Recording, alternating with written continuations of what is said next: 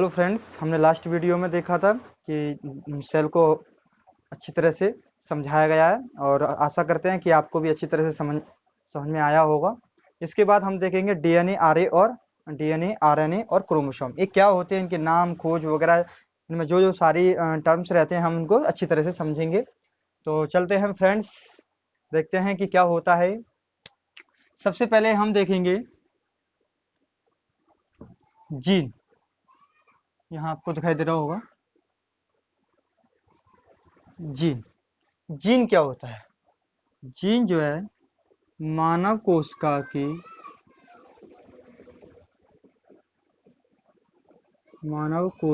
की सबसे सबसे छोटी अनुवांशिक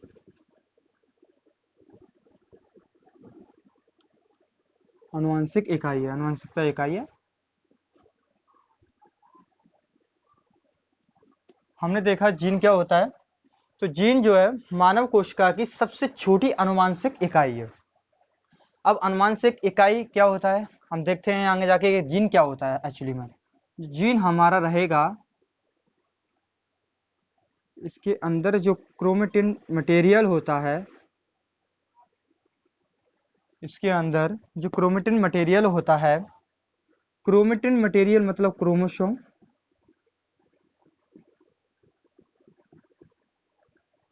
क्रोमोसोम के ऊपर जो है वो डीएनए पाया जाता है और डीएनए के ऊपर जो है हमारा जीन पाया जाता है। इन तीनों टर्म्स को मिला के क्रोमोसोम और डीएनए, क्रोमोसोम, डीएनए और जीन को मिलाकर इन सभी को कहा जाता है जेनेटिक मटेरियल। क्या कहा जाता है friends? Genetic material, genetic material, आनुवांशिक पदार्थ।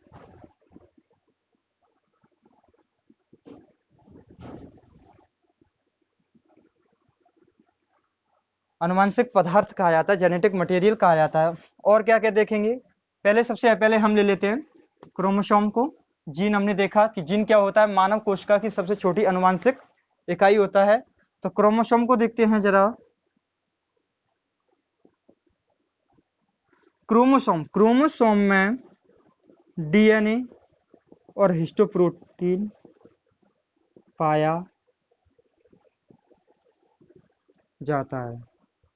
डीएनए, क्रोमोसोम में क्या पाया जाता है? डीएनए और हिस्टोप्रोटीन पाया जाता है। इसकी खोज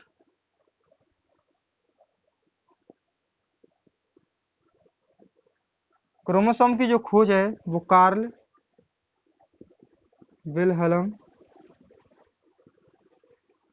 विल्हलम नामक वैज्ञानिक ने की थी। इसका जो नामकरण है,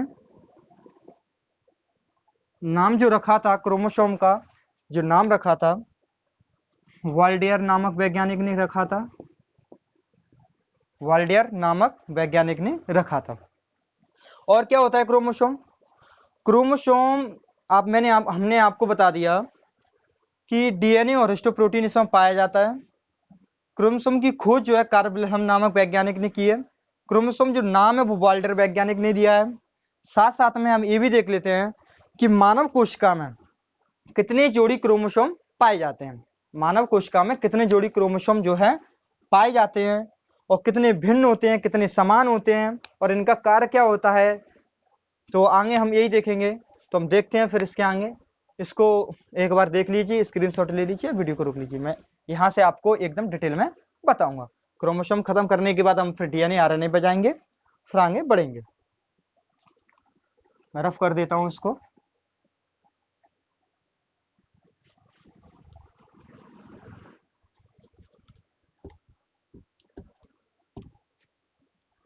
हमने आपको क्रोमोसोम का नामकरण किसने रखा है, क्रोमोसोम की खोज किसने की है और क्रोमोसोम क्या होता है, डीएनए और हिस्टोप्रोटीन से मिलकर बना होता है।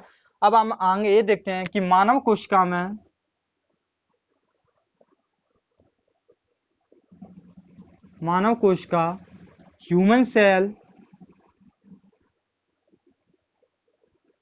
ह्यूमन सेल में कितनी जोड़ी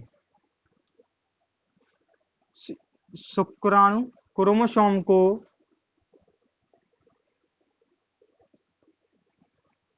हिंदी में शुक्राणु कहते हैं। शुक्राणु की कुल संख्या, शुक्राणु की मानव में, इसमें लिखा है मानव कोशिका में, मानव कोशिका में शुक्राणु की कुल संख्या जो है 23 जोड़ी पाया जाता है। 23 पेयर, 23 जोड़ी पाया जाता है, जिसमें से 22 जोड़ी जो है वो महिला और पुरुष में समान होते हैं। देखते हैं 22 जोड़ी, 22 पेयर क्रोमोसोम महिला और पुरुष में समान होते हैं, सेम होते हैं, समान होते हैं या सेम होते हैं। वट लेकिन 23वीं जो जोड़ी रहती है, 23rd पेयर, वो महिला में, मतलब फीमेल में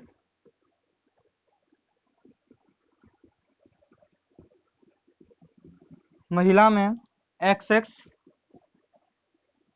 और मेल में, मतलब पुरुष XY पाया जाता है। 23वीं जोड़ी है जो भिन्न होती है, बाकी की जो 22 जोड़ी होती है, 44 क्रोमोसोम जो होते हैं वो समान होते हैं महिला और पुरुष में, लेकिन जो 45-46 23वीं जो जोड़ी होती है वो महिला और पुरुष में लगभग असमान होते हैं। इसी से जो है हमारा लिंग का निर्धारण, हम आने वाली संतान जो होती है उसका लिंग निर्धारण होता है। लिंग निर्धारण ये 23वीं जोड़ी करती है। यहां तक मैंने आपको बता दिया कि क्रोमोसोम क्या होता है, क्रोमोसोम की खोज, क्रोमोसोम नाम, और कितने जोड़ी क्रोमोसोम मानव कोशिका में पाए जाते हैं। अलग अलग जानवरों में अलग अलग क्रोमोसोम पाए जाते हैं। कबूतर में शायद कि सबसे ज्यादा पाए जाते हैं। और भी देखें, इसके बाद हम देखेंगे कि डीएनए और आरएनए क्या होता है। हमारे टॉपिक आज यही रहेंगे, क्रोमोसोम, जीन। जीन मैंने आपको बता दिया कि मानव कोशिका में जो अनुवंशिकता की सबसे छोटी इकाई होती है, जंतुओं में भी सबसे छोटी इकाई जो है जीन होती है। जीन को, क्रोमोसोम, और अब पढ़ेंगे हम डीएनए और आरएनए। क्या पढ़ेंगे दोस्तों? डीएनए और आरएनए। डीएनए और आरएनए आपको बहुत अच्छी तरह समझ में आएगा, ये भी अच्छी तरह समझ में आया होगा, आशा करते हैं आपसे। तो देखते हैं फिर डीएनए और आरएनए क्या होता है। मैं यहां से स्टार्ट कर देता हूं। डीएनए और आरएनए,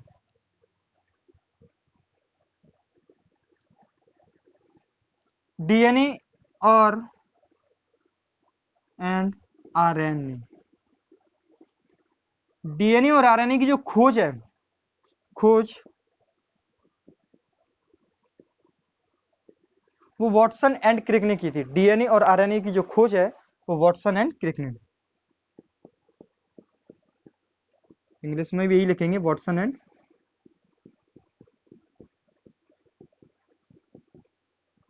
क्रिक ने की थी। डीएनए और आरएनए की जो खोज है वो वाटसन एंड क्रिक ने की थी। अब डीएनए होता क्या है हमें देखेंगे। सबसे पहले डीएनए क्या होता है हम आपको बताएं कि डीएनए की जो फुल फॉर्म है deoxy ribo nuclear acid, deoxy ribo nucleic acid DNA की फुल फॉर्म होती है। आरएनए की राइबो न्यूक्लिक एसिड, बस यहां से आरएनए हो जाएगा आपका, एआरएनए की फुल फॉर्म हो जाएगी राइबो न्यूक्लिक एसिड, और ये डीएनए की पूरी टोटल फुल फॉर्म होगी। तो डीएनए की फुल फॉर्म क्या होगी? Deoxy ribo nucleic acid. और आरएनए की फुल फॉर्म क्या होगी? Ribo nucleic acid. इनका कार्य क्या होता है, क्यों है जी डीएनए आरएनए? खोज वाटसन एंड क्रिक ने कर दी। डीएनए और आरएनए में इतना अंतर है, इनका एक स्ट्रक्चर है, डीएनए डबल हेलिकल स्ट्रक्चर है, आरएनए का सिंगल हेलिकल स्ट्रक्चर है। तो स्ट्रक्चर को हम देख के जरा समझेंगे कि डीएनए का हमारी बॉडी में जो है वो क्या कार्य होता है। तो आप इसको रफ कर देता हूं मैं, एक बार देख लीजिए, वीडियो को रोक लीजिए फिर। तो डीएनए और आरएनए को हम डिटेल से यहां से पढ़ेंगे। धन्यवाद।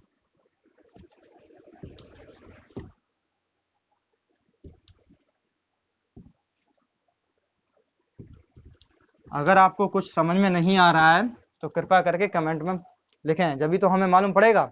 अगर आपको किसी प्रकार की टर्मोलॉजी समझ में नहीं आती या किसी प्रकार का आपको लेक्चर समझ में नहीं आता है तो आप बताएं हमें। तो देखते हैं डीएनए। डीएनए का मैंने आपको बता दिया खोज, डीएनए आरएनए की खोज वाटसन एंड क्रिक ने की थी। डीएनए का जो मॉडल है द्विकुंडलीय द्विकुंडलित संरचना, डबल हेलिकल स्ट्रक्चर। डीएनए के जो मॉडल है द्विकुंडलित संरचना, डबल हेलिकल स्ट्रक्चर होता है। क्या होता है जरा ये देख लेते हैं। इसमें जो बॉन्ड लगे रहते हैं हमारे, इसको बोलते हैं डबल हेलिकल स्ट्रक्चर, द्विकुंडलित संरचना। एडेनिन जो है वो थाइमिन से लगा रहता है, साइटोसिन क्या है, ग्वानिन क्या है, साइटोसिन से लगा रहता है। अब आप कह रहे होंगे जी एडेनिन, थाइमिन और ग्वानिन और साइटोसिन क्या होता है सर? तो मैं आपको बता देता हूं कि जो डीएनए है वो इसका जो जेनेटिक मटेरियल है, डीएनए का जेनेटिक मटेरियल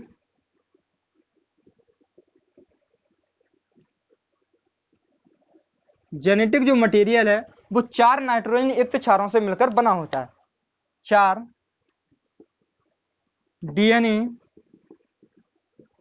डीएनए 4 नाइट्रोजन युक्त क्षार से मिलकर बना होता है। वो कौन कौन से 4 नाइट्रोजन युक्त क्षार होते हैं? मैंने आपको लिखा है एडेनिन, ग्वानिन, एडेनिन, साइटोसिन और ग्वानिन। हिंदी में भी इनको यही बोलेंगे, एडेनिन, साइटोसिन, ग्वानिन और थाइमिन। अब जो है मैं आपको बता दूं हेलिक्स मॉडल जो दिया है, उन्होंने ये कहा है वाटसन एंड क्रिक ने कि एडेनिन जो है वो थाइमिन के साथ में जुड़ेगा और साइटोसिन जो वो ग्वानिन के साथ में जुड़ता है। इसका जो मॉडल है इसके हिसाब से क्या हुआ कि एडेनिन जो है हमारा डबल बॉन्ड से, एडेनिन जो है वो डबल बॉन्ड से थाइमिन के साथ में जुड़ेगा, जबकि साइटोसिन जो है ट्रिपल बॉन्ड से ग्वानिन के साथ में जुड़ेगा।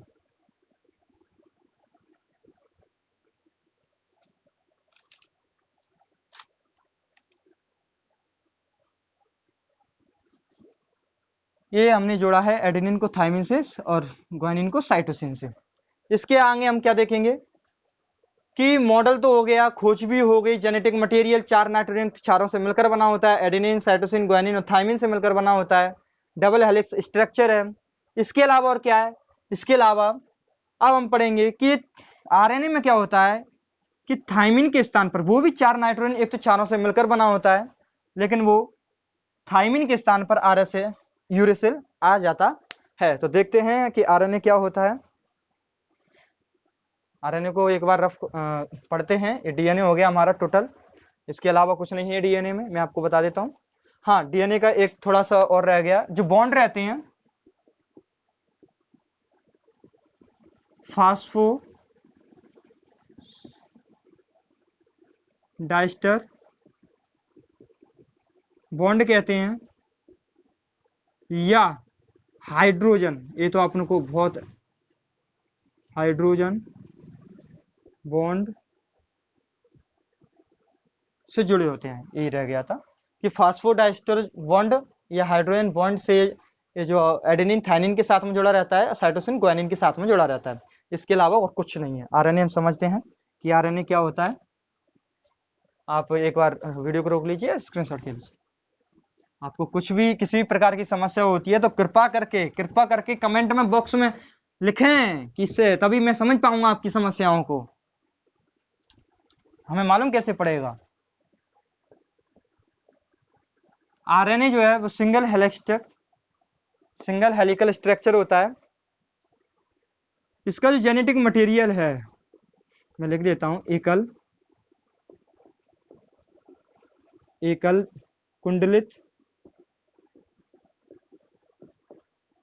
एकल कुंडलित जो है संरचना होती है, एकल कुंडलित संरचना होती है। इसका जो मॉडल है, एकल कुंडलित संरचना होती है। आरएनए की मैंने फुल फॉर्म आपको बताई दी थी कि राइबोन्यूक्लिक एसिड होती है। आरएनए भी 4 नाइट्रोजन युक्त क्षारों से मिलकर बना होता है। कौन कौन से होते हैं ये देख लेते हैं। इसका जो जेनेटिक मटेरियल है, इसका जो जेनेटिक मटेरियल है वो 4 नाइट्रोजन युक्त क्षारों से मिलकर बना होता है।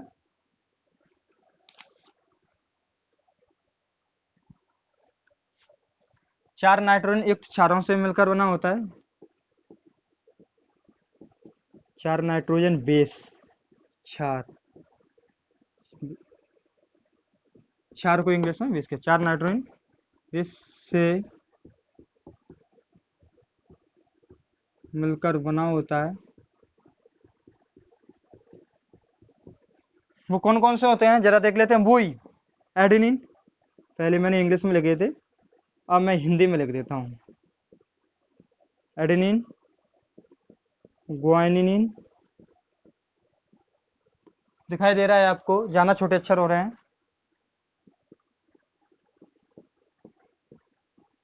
एडेनिन, ग्वानिन और साइटोसिन।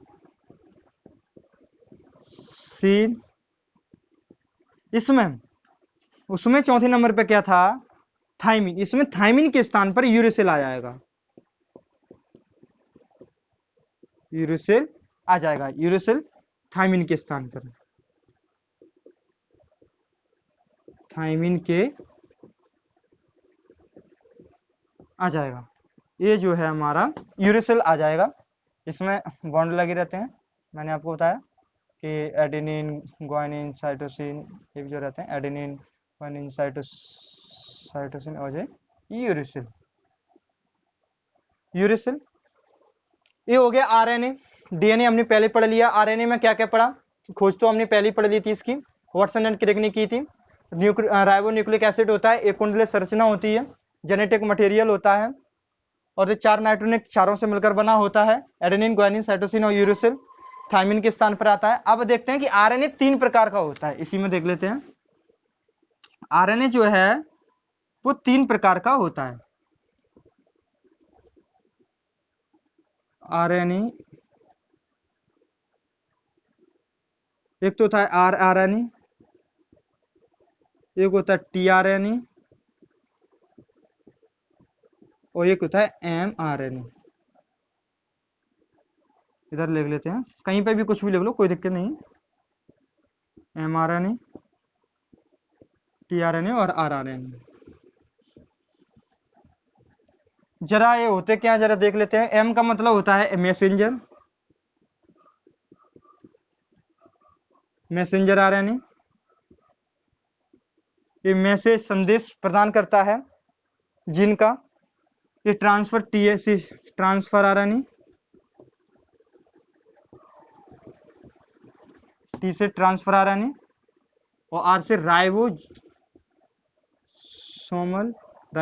आरएनए। ये प्रोटीन का संश्लेषण करता है। एक बार और समझा देता हूं मैं कि ये होते क्या है कि डीएनए और आरएनए की जो खोज है वाटसन ने क्रिक ने की थी। डीएनए और आरएनए का जो मॉडल है, डीएनए का जो मॉडल है डबल हेलिक्स स्ट्रक्चर होता है, जबकि आरएनए का सिंगल हेलिकल स्ट्रक्चर होता है, एक कुंडलित संरचना होती है। और डीएनए जो है वो 4 नाइट्रोजन युक्त क्षारों से मिलकर बना होता है, एडेनिन, ग्वानिन, साइटोसिन और थाइमिन।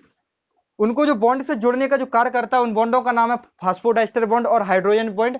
जबकि आरएनए जो है थाइमिन के स्थान पर वो भी 4 नाइट्रोजन युक्त क्षारों से मिलकर बना रहता है। आरएनए, आरएनए का जो कार्य रहता है, मैं आपको कार्य और बता देता हूं इसका। कार्य प्रोटीन का संश्लेषण करता है, प्रोटीन का संश्लेषण या निर्माण। इसका जो फंक्शन होता है, प्रोटीन का संश्लेषण करता है, फंक्शन इंग्लिश में बोलते हैं कार्य को। करता है। 4 नाइट्रोजन क्षारों से मिलकर बना होता है आरएनए भी, एडेनिन, एडेनिन, ग्वानिन, साइटोसिन और यूरेसिल। यूरेसिल थायमिन के स्थान पर, जबकि डीएनए में थायमिन आता है और इसमें यूरेसिल है। आरएनए 3 प्रकार का होता है, एमआरएनए, टीआरएनए और आरआरएनए। एमआरएनए का मतलब होता है मैसेंजर आरएनए, टीआरएनए का मतलब होता है ट्रांसफर आरएनए और आरएनए का मतलब होता है राइबोसोमल आरएनए। इसके अलावा अगर आपको किसी प्रकार की दिक्कत होती है तो कमेंट बॉक्स में जरूर बताएं। तो ठीक है दोस्तों, यहीं तक हमारी वीडियो रहती है और फिर आगे इसके आगे हम देखेंगे कि क्या हमें बढ़ना है। तो आप कमेंट बॉक्स में जरूर करें, और अगर आपको वीडियो अच्छी लगती है तो आपको ज्यादा से ज्यादा शेयर करें, जिससे हम जल्दी से जल्दी लाइव क्लास पर आ सकें। ठीक है, धन्यवाद।